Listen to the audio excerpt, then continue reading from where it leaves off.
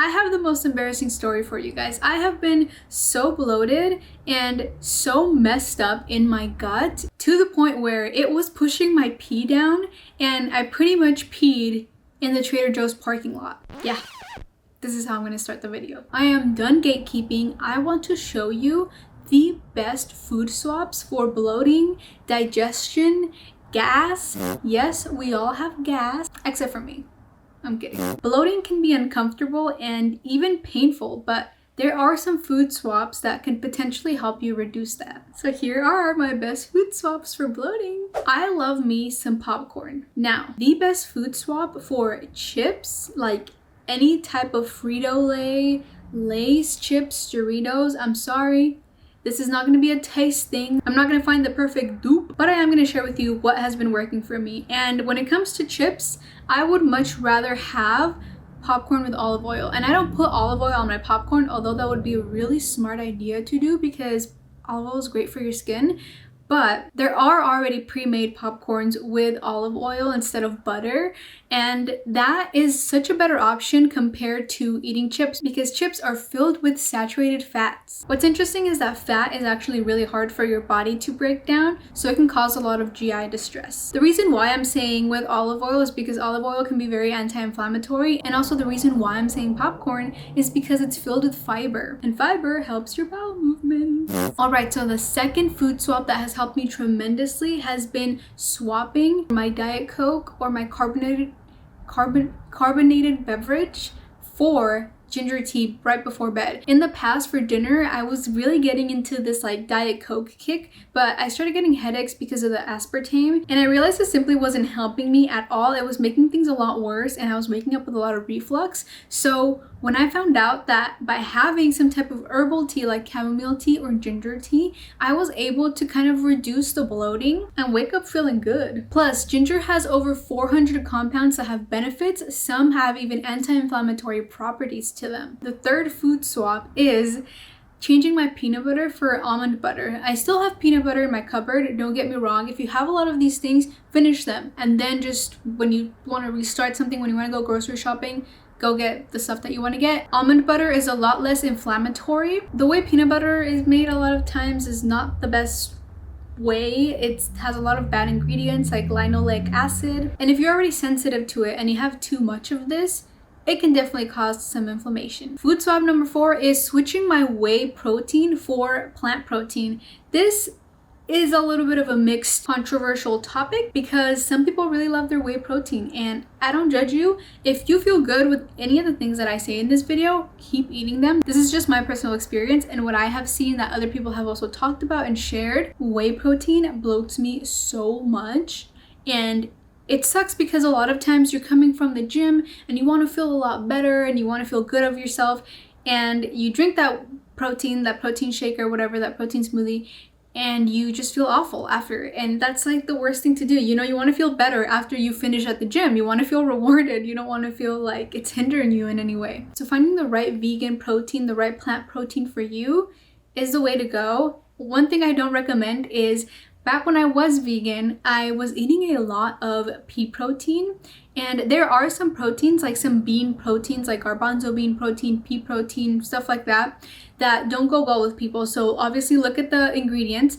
but I was eating a lot of pea protein and it didn't really bloat me as much, but it tasted awful. It tasted so bad because I just bought plain pea protein, like with nothing else, no flavoring at all, and it just tasted like peas with water. When I mixed it with water, it was so bad. So find something in the middle. Find something that works with you, that has good ingredients. You also want something that doesn't have a lot of preservatives or a lot of things that could potentially hurt your gut even more. That can be a lot of natural flavors, a lot of fake sweeteners. For a lot of people in high doses, whey protein can be very inflammatory. It can cause you to have some nausea, some acne, bloating, tiredness, headaches. I was recently looking at this brand's protein and I was looking at their ingredients.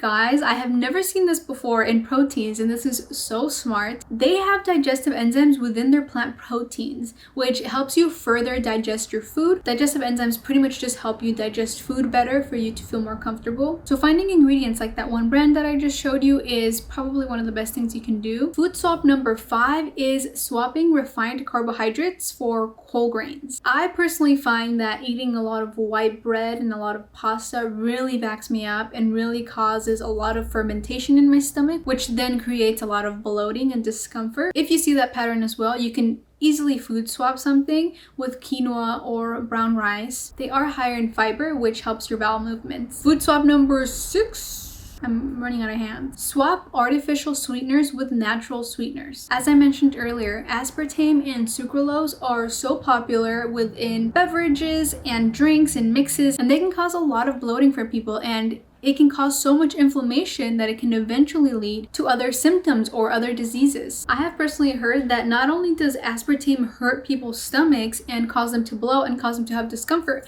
but it also causes them to have headaches, like I said earlier. Okay, so I just shared with you the best food swaps for bloating. Now I'm going to share with you the best food swaps for indigestion. Number 1 is swapping high-fat foods with low-fat foods. This does not mean that you should give up eating avocados and certain nuts that you're okay with eating. Those are great because they have micronutrients, but a lot of times just simply having leaner meat like chicken and fish can really make a big difference. If you're eating a lot of red meat, it can cause a lot of distress on your gut depending on how you process the protein. The second swap is cutting spicy foods for mild foods. I love a good spicy food. I love a good salsa. I'm Mexican. I'm always putting salsa in everything, but finding a balance and not maybe putting it on everything, finding other ways to season your food, other herbs to season your food with. Mild foods cause a lot less irritation and are a lot easier for you to digest. The third swap literally saved my gut. It is having smaller meals compared to larger meals throughout the day.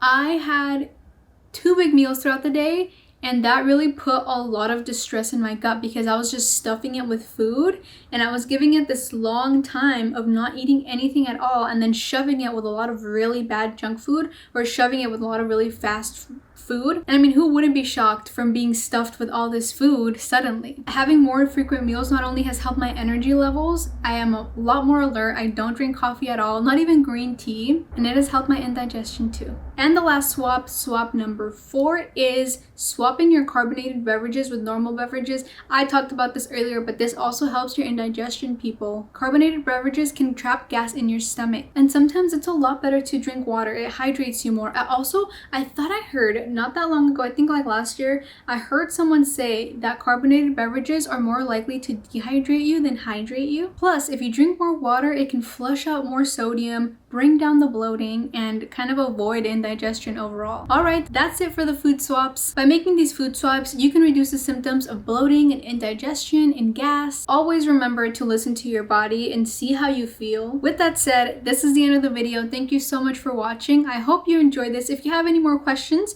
or if you want to see these food swaps in action, you can go ahead and follow us on our Instagram and our TikTok, where we share a bunch of recipes, bunch of tips and tricks, couple memes here and there, and I will see you on our next one. Bye!